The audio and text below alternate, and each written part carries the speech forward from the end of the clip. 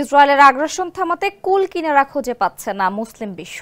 তাই মধ্যপ্রাচ্যের ছোট কিন্তু সামরিক শক্তিধর দেশটির জয়যাত্রা থামাতে একটি সামরিক বাহিনী গঠনের স্বপ্ন দেখছেন মুসলিম নেতারা। এজন্য বিশ্বের সবচেয়ে বড় সামরিক জোট ন্যাটোর আদলে একটি ইসলামী বাহিনী গঠনের প্রস্তাব দিয়েছে মিশর। সেই বাহিনী ইসরায়েলকে রুখে দেওয়ার পাশাপাশি সুরক্ষা দেবে নিপীড়িতদের।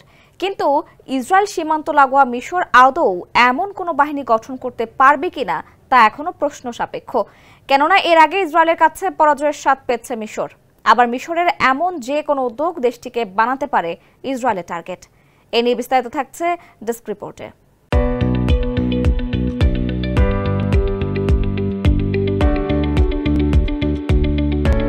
বাড়ির পাশেই জ্বলছে আগুন, তবে নির্বিকার কাতার। কোনো ঝামেলা কিংবা সামরিক শক্তি প্রদর্শনে নেই দোহার কোনো আগ্রহ। অথচ গো বেচারা দেশটি কয়েক সপ্তাহ আগে পুড়ল ইসরায়েলের ক্ষোভের আগুনে। সংঘাতের সঙ্গে সম্পর্ক নেই, তারপরও এভাবে হামলার শিকার হওয়ার পর পুরোপুরি নীরব যুক্তরাষ্ট্র। ওয়াশিংটনের এমন ভূমিকায় আতঙ্ক ঢুকে গেছে মুসলিম দেশগুলোর নেতাদের মনে। এরপরই তড়িঘড়ি আরব ও মুসলিম বিশ্বের নেতারা বৈঠক করেন দোহায়। আওয়াজ ওঠে ইসলামী আর্মি গঠনের। নেটোর আদলে এই বাহিনী গঠনের প্রস্তাব দেয় মিশর। বিশ্বের সবচেয়ে বড় সামরিক জোট নেটোর কোনো একটি সদস্য আক্রান্ত হলে অন্য সদস্যরাও এগিয়ে আসার ব্যাপারে চুক্তিবদ্ধ। কিন্তু নানা বিষয়ে মতপার্থক্য থাকা আরবরা এমন একটি বাহিনী গঠন করতে পারবে কিনা তা নিয়ে প্রশ্ন থেকেই যাচ্ছে। আবার কাতারের মতো মিশরেও ফিলিস্তিনি স্বাধীনতাকামীদের আনাগোনা রয়েছে। তাই কাতারে হামলার মাধ্যমে মিশরকেই বার্তা দিয়েছে ইসরায়েল। কিন্তু ইসরায়েল কি কায়রোতেও এ ধরনের হামলা করার সাহস পাবে? সেই প্রশ্ন ঘুরে ফিরছে বিশ্ব পরিমণ্ডলে।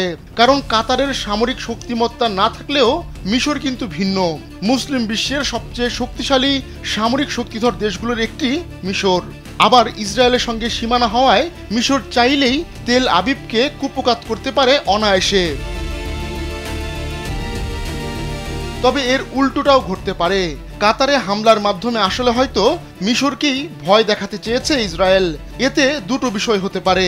মিশর ভয় পেয়ে লেজ গুটিয়ে যুদ্ধ খেলার এই ময়দান থেকে পলায়ন করতে পারে, অথবা ইসলামী আর্মি গঠনের প্রস্তাব থেকে সরে আসতে পারে। সেক্ষেত্রে মিশর পাল্টা চ্যালেঞ্জ ছুড়তে ব্যর্থ হলে থমকে যেতে পারে ইসলামী আর্মি গঠনের যাত্রা। আহমদুল্লাহ শিকদার, কালবেলা।